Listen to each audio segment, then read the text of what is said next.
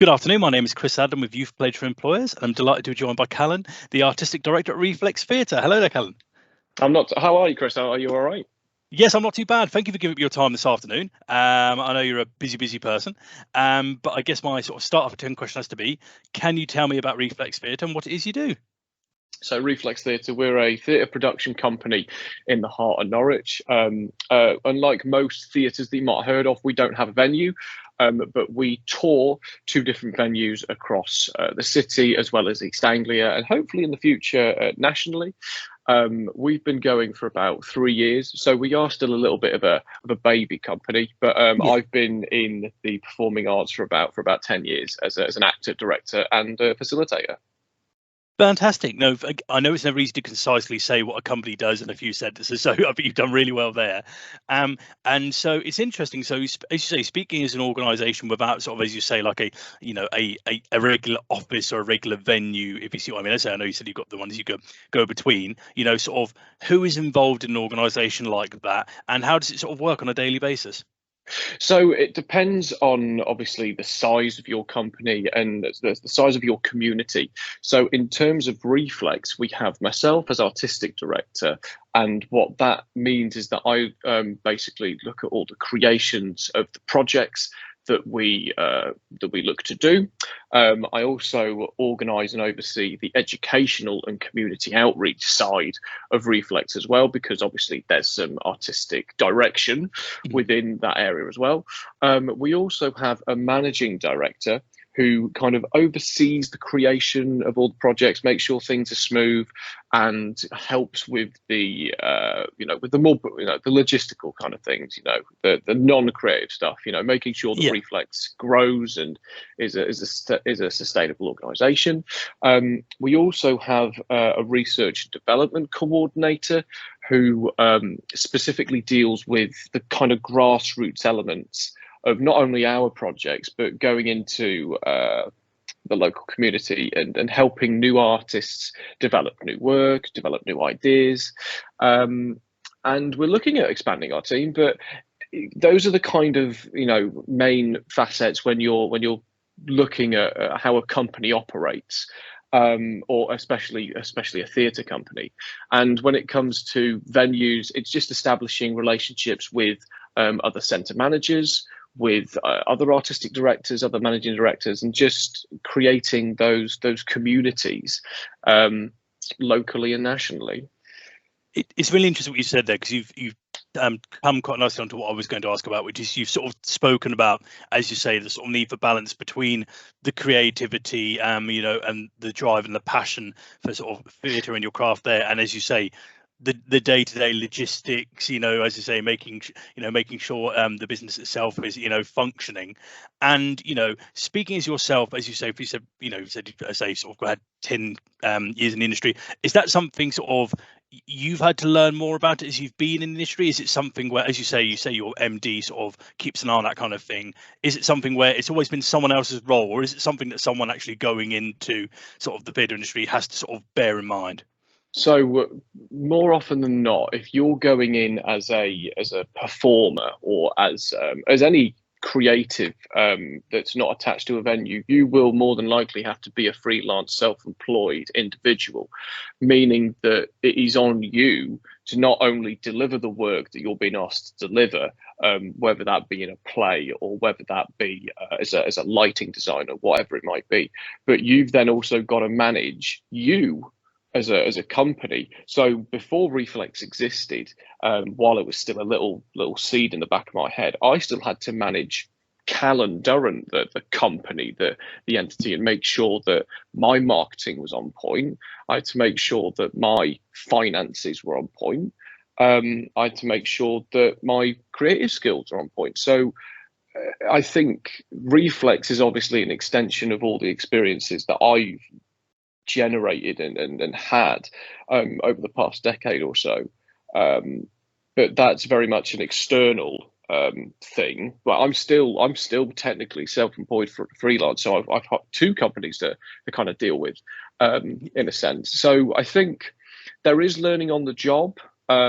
And I never think that, even though we do have, different people within our company that do have specific things, I will always assist the managing director when it comes to the finances. I will always chip in and help different logistical tasks or needs, because I've got those skills to be able to make sure that it's for the good of the company. Yes, it's fair enough someone else is, in their job description, but that doesn't mean to say that I don't muck in and help with that. It's a very cohesive and intersectional skill set that we look to have within Reflex, because you've got to have that as an individual working in the creative arts anyway. Yeah, no, I completely agree with what you're saying there. And I notice a lot of similarities with what you're saying to conversations I've had when I've spoken to employers who are sole traders, people who've started their own business, people who've taken their passions, their hobbies, and as I say, gone, as I say, sort of into business with it. And you touched on it there about sort of, you said maybe some of the things you had to learn. How did you go about learning this? So if there was an area, whether it was how you marketed, how you market things, the finances, if there were areas where you weren't sure, how did you go about learning more about those areas? I think some of it is more luck by judgment. So, for example, when it comes to, let's say, the accountancy side of things, I was very fortunate to have a grandmother who used to be an accountant for a city council. So for not for Reflex, God forbid, but for my own finances, I do my own accounting because I understand and know how that works. When it comes to the marketing aspects, I was very lucky to have a decent couple of agents who kind of helped me to shape how best a CV should look, what to put on, let's say, Spotlight, the actors, casting directory, and other ways of marketing. But I know from a creative standpoint, the best way that I learned and gained all those skills was through the union equity, which put on lots of training dates and lots of opportunities for freelancers to craft their skills and to understand the marketing, understand their own business, and learn all the things that, let's be honest, you don't learn in a university setting or in drama school or in a technical college. That is very lacking. And I think, aside from this conversation, I think there is a wider discussion to be had around what are the continuous professional development opportunities outside of formal education institutions, because not only in Norfolk and Suffolk, I think there is a national issue, especially within the creative arts, that people can't access practical skills like the marketing, not just their acting, the creative stuff, but actually the business side of it. I think there's a real lack and dearth of it. I completely agree, and you've actually again segued lovely onto my next question, which is in terms of it would, if we were to sit here and talk about young people wanting to get into the industry, and we were going to talk about sort of, how do I put it, their interest in areas of the arts. It's different. You can't quantify creativity. Everyone will have their own unique skills and different pathways in the arts. But as you say, you can quantify those skills sort of to market yourself, as you say, to be able to continuously grow.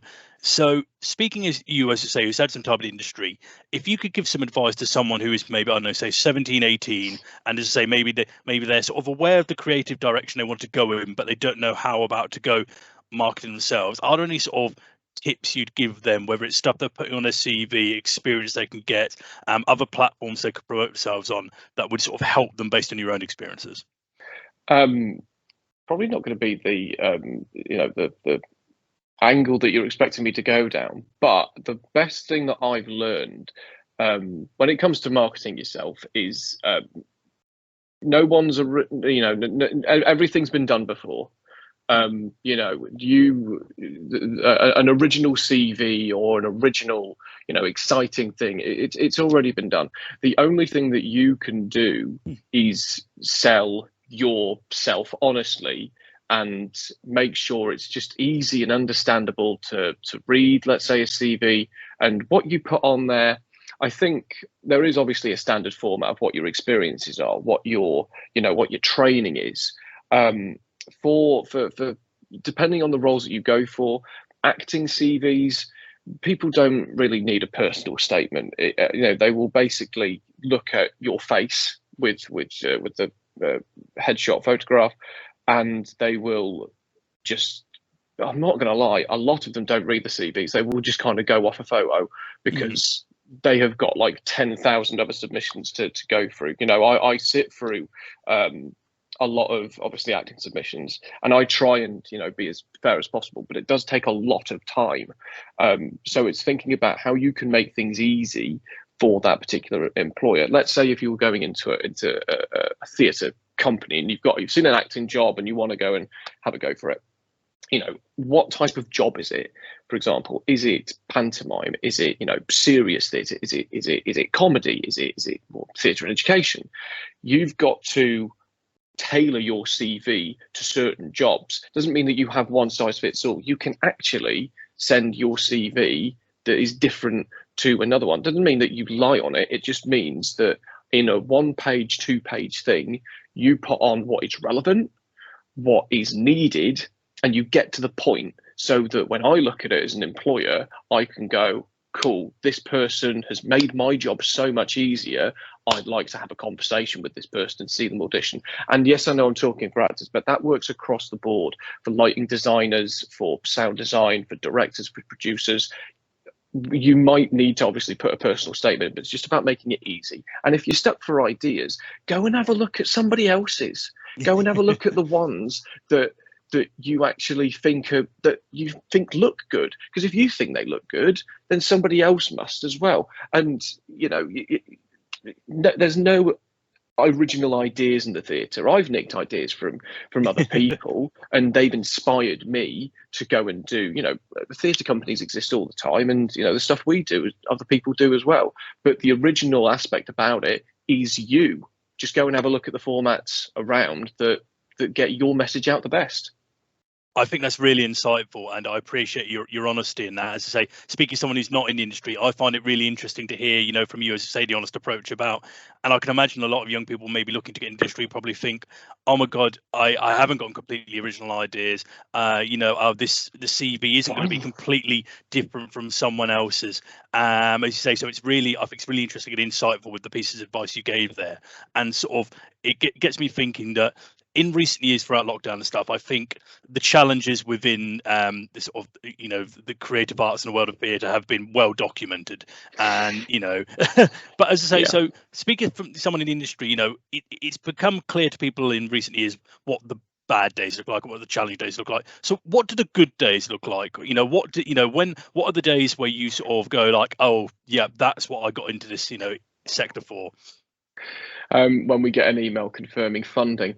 I think a good day for me, I created Reflex because I wanted to share the stories that I didn't think were being told, or if they were being told, they weren't being told very well, in my opinion. And I also am a big fan of watching people grow. So if I'm able, let's say if we have got, you know, funding for a project, that is always a nice feeling.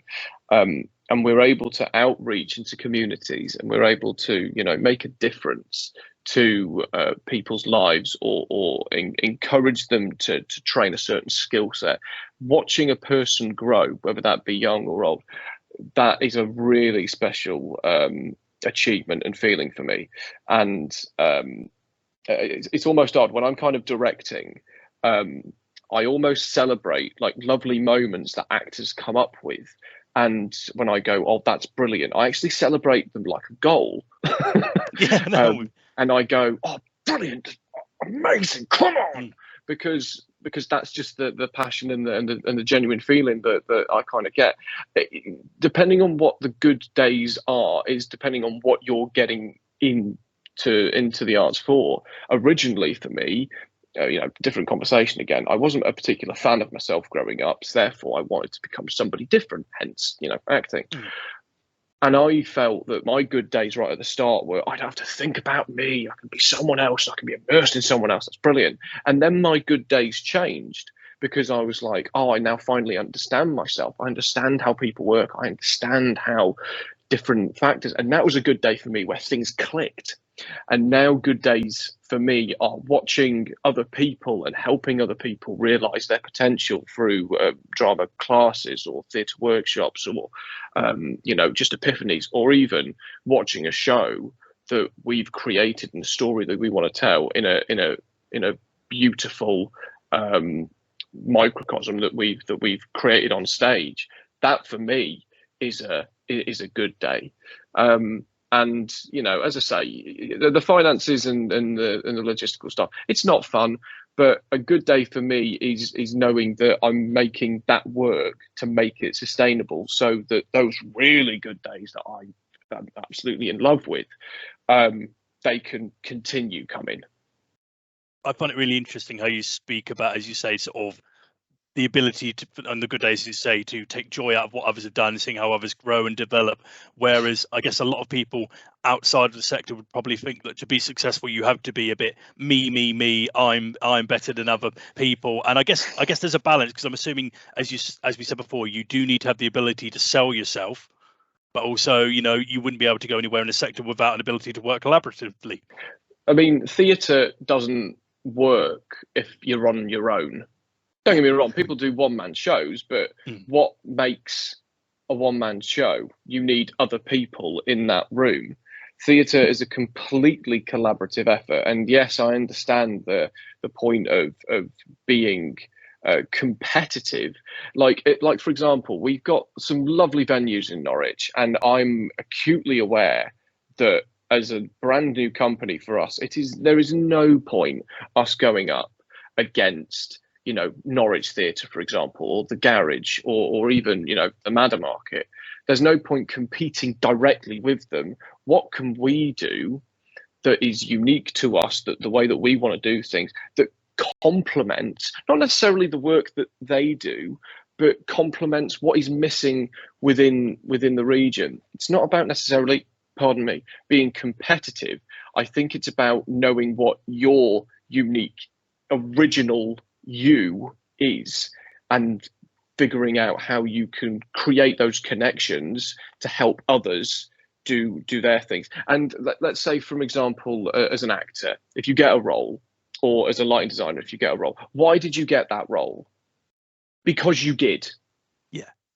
Why didn't you get that role? Because you didn't. It's not about comparing. People love to compare. Especially, acting is very much like football.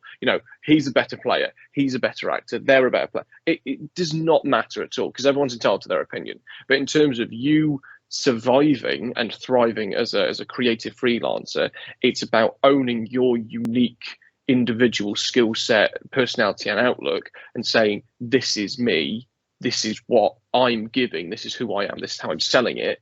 And some people will say, amazing, we'll have you. There'll be some people who say, no, we won't. But more of the time, if you have that strength of identity and feeling, it will be more in the positive percentages where you'll have people go, yeah, I want to have a chat with you.